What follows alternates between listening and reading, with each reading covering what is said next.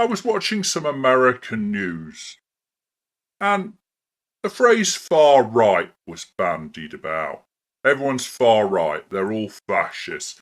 The phrase gets used so much. It's in headlines, arguments, social media posts, political speeches. It's a shortcut to thinking. You don't have to defeat a point of view. You don't have to give credence to a perspective. You can just call it far right. The catch-all for people I strongly disagree with is they're far right. Well, you don't need to think about it after that, do you? You've won the argument. At its core, the far right describes political ideas sitting at the extremes of, no surprise, the right wing of politics.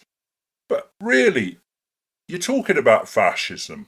You're talking about rejecting liberal democracy, rejecting equality before the law, rejecting pluralism, the idea that society should accommodate different groups, beliefs, and identities.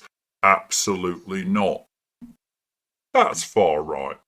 But so often, far right is used to describe just right wing. Right wing politics is very different. Broadly speaking, it's emphasising tradition, national identity, private property, limited government intervention, while most mainstream conservative parties around the world fall under this definition. But they're not far right, they're right wing.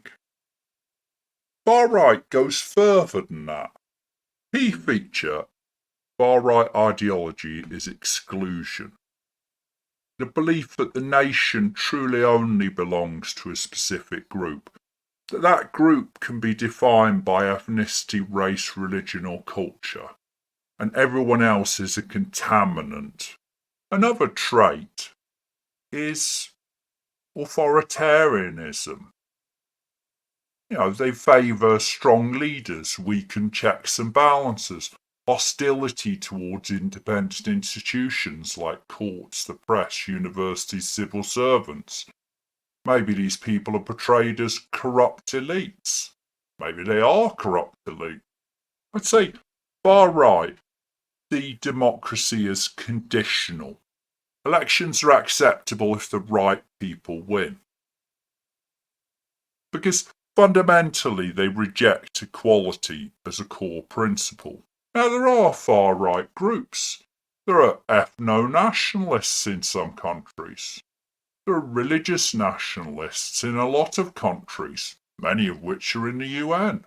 Some places there are populist strongman movements that centre on loyalty to a single leader. Others accelerationist or neo-fascist groups who openly reject democracy altogether. These are far right. But it's important to say what the far right is not. Opposing high immigration does not automatically make someone far right. Supporting national borders does not automatically make someone far right. Being socially conservative does not automatically make someone far right. The line's crossed when democratic norms are rejected, when entire groups are treated as illegitimate, and when power is justified through exclusion, fear, or a hierarchy rather than consent. Yet, how often do we hear the phrase far right used when that's not far right? We hear it from the press. We hear it from the media. We hear it from the politicians. We hear it from our Prime Minister.